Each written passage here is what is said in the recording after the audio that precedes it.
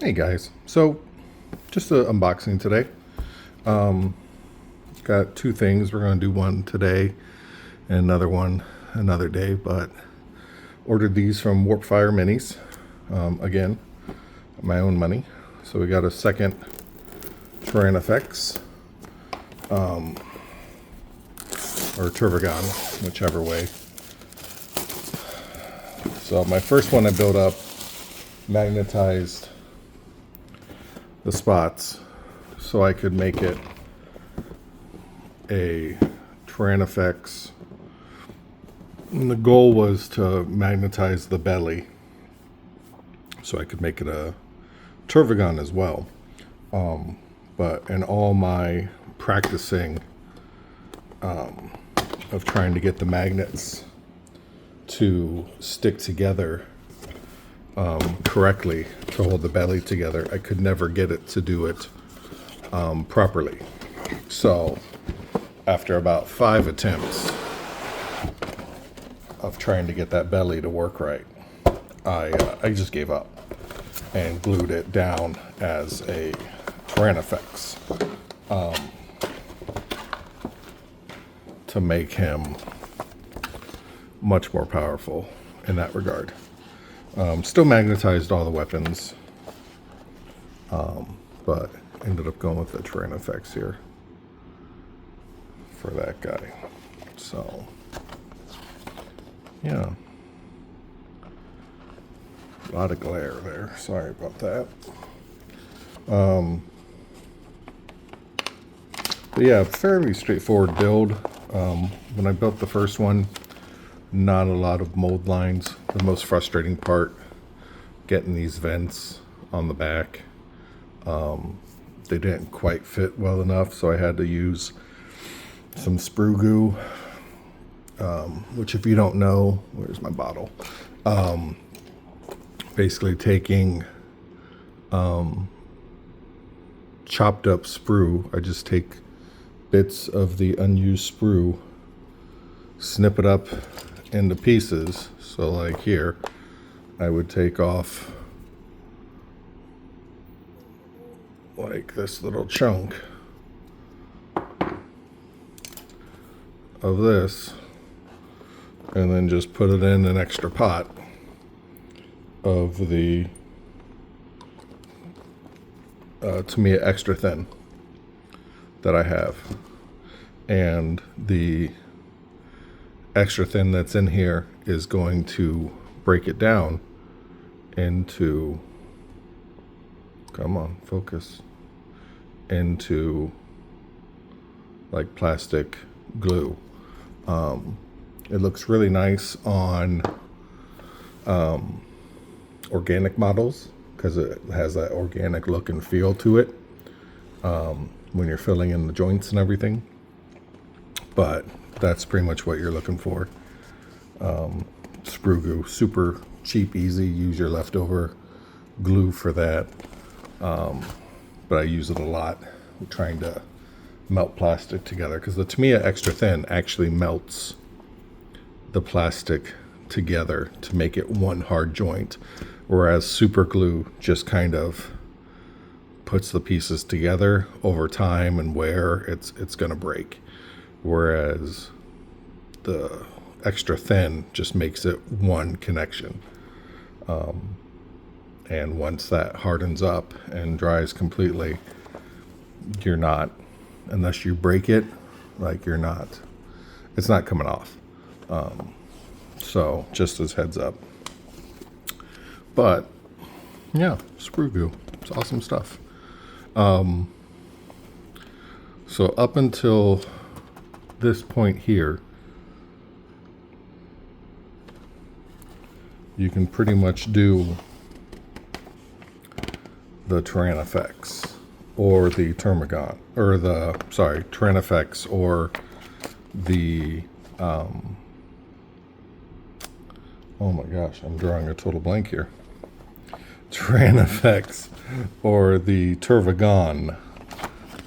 Once you get that main body done, it's on the next steps that are going to determine what you're going to do.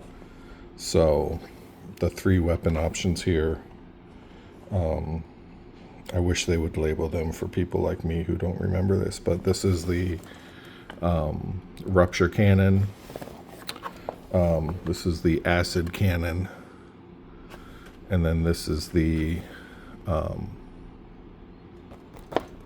like the larva spewer type thing. Forgive me for not knowing exactly what it is.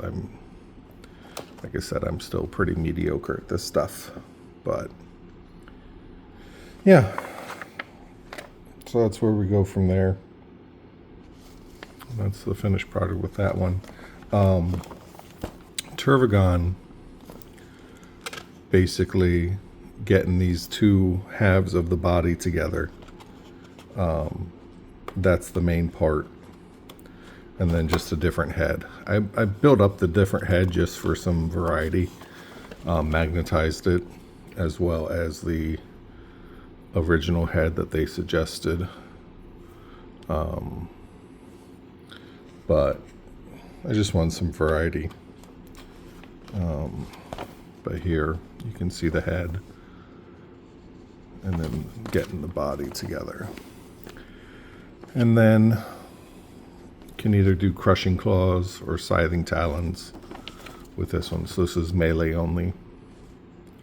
One of the things they do on here is they add this plasma node to it, just as a look and effect. So here's the stats for these. I don't know if these are out of, like, if they're no longer accurate or not, but yeah. So we'll do the sprues on this one. So here we have the acid cannon. It's going to be in 3 parts. So 1 and 2, and then we're missing the 3rd side for that. Then here's the rupture cannon in 2 parts.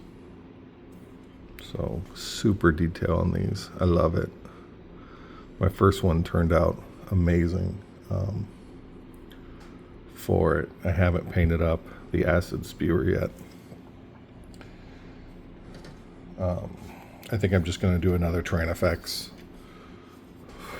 with it, but here's the body of the Tervigon itself. I wish I had kept the body to show you. I had tried to add magnets in like a couple spots here to connect it underneath the belly, but it was a bad connection. I could not get it to work properly to show, so I ended up just giving up. But here's the 3rd part for the acid spewer. Here's those vent stacks that I mentioned that connect on the other side of this. So you can see it's a pretty, it's a tight fit. And I just had some gaps that I had to, when I put the sprue glue into these and pressed it in, a little bit of glue, of the goo, I should say, came out of the edges. So I just took my X-Acto knife, basically just shaved it down a little bit, and then took a fine sandpaper in between there to kind of get it going flat. Then here's the chest plate cover, or the chest top cover, over the body. I'll bring in the finished one. So this is the top cover that goes there with the stinging salvo it can shoot off for that. And then the last one has more of the weapons and the arms. And then here's the scything talons for the Tervigon, main legs, crushing claws, the 2 heads. I'll probably do the separate head and just glue the head on. So I'll have two with two different heads. One will be magnetized, one won't. That's what I'm thinking I'm gonna do. Just for some variety. What I wanna do on this base, and then on the other base as well, is do something, because the Tyrannofex Tervigon, or the Tyrannofex, has an ability where you can basically stop your opponent from doing damage to you. So let's say they have a good shot. You know what I used it for during the last tournament was during the tank attack was gonna do like 14 damage. He got some good critical rolls and everything. It's gonna do 14 damage, and basically I used my once per game ability to completely wipe out that damage, so he took no damage at all. Once per game you can do that. So I was going to do something on the base here that I can show that, okay, this one has done that ability, and then, you know, and this one hasn't, type of thing. I always label my bases just so if they get mixed up or something, I can, or if I'm just not sure. Like for this one at the time, I just put Big Bug. And then I magnetize them like I magnetize all my guys.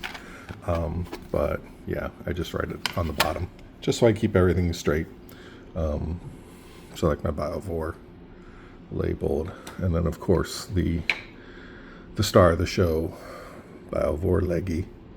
So Leggy's named and stuff. But yeah, so that's it for this unboxing. I'll probably start working on this soon.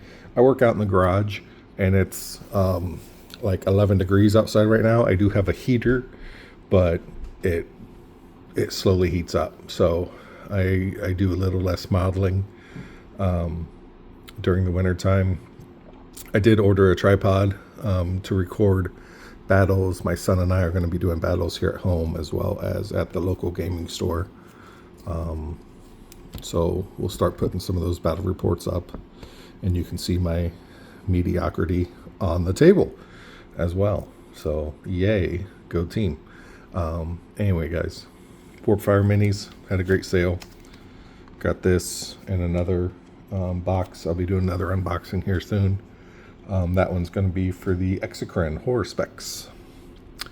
But yeah, hit them up. They're really good, and got a good deal. So talk to you later. Bye.